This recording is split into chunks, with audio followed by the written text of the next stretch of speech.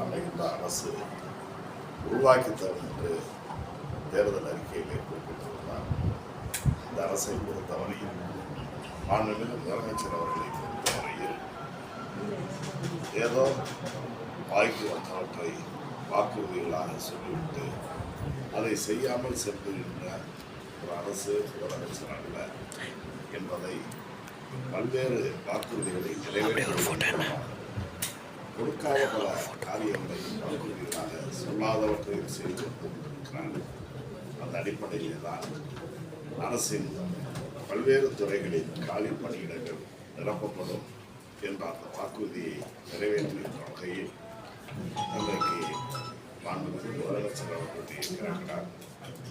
கூட்டுறவுத்துறை துணை பதிவாளர் காலியிடங்கள் 13 அவற்றை தமிழ்நாடு பணியாளர் தேர்வாணையம் மூலம் தேர்வு செய்யப்பட்டு முறையாக கூட்டுறவுத்துறைக்கு ஒதுக்கீடு செய்யப்பட்டு முதலமைச்சர் அவருடைய நல்வாழ்த்துக்களோடு இன்றைக்கு அவர்களுக்கு பணியாணை வழங்கப்பட்டிருக்கிறது.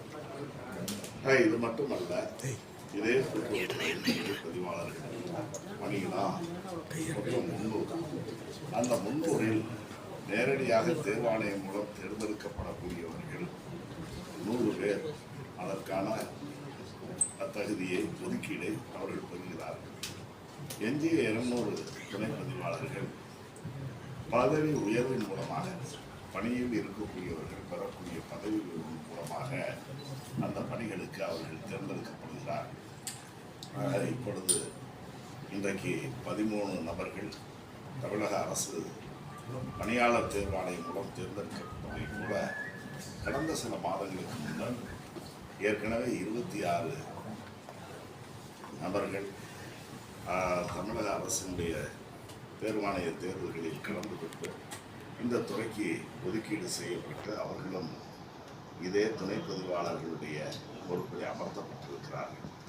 இப்படி காலி பணியிடங்களை நிரப்புவதன் மூலமாக பலருக்கு வேலைவாய்ப்பை தருவது மட்டுமல்லாமல் அடித்தட்டு மக்களுக்கு சேவை செய்கின்ற ஒரு துறையான இந்த கூட்டுறவுத்துறையினுடைய பணிகள் விரைந்து விவசாய பெருங்குடி மக்கள், கிராமங்களில் இருக்கக்கூடியவர்கள், விவசாய தொழிலாளர்கள், சிறு தொழில் செய்யக்கூடியவர்கள் மற்றும் பல்வேறு தரப்பினர், குறிப்பாக பொருளாதாரத்தில் விளிம்பு நிலையில் இருக்கக்கூடிய வறுமை கோட்டுக்கு கீழே வாழக்கூடிய மக்களுக்கு சேவை செய்கின்ற துறையான இந்த கூட்டுறவுத்துறை இதுபோன்ற புதிய காலி பணியிடங்களை நிரப்புவதன் மூலமாக இன்னும் சேவைகள் விரைந்து சிறப்பாக நடக்கும் என்பதை நான் இங்கு தெரிவித்துக் கொள்கிறேன்.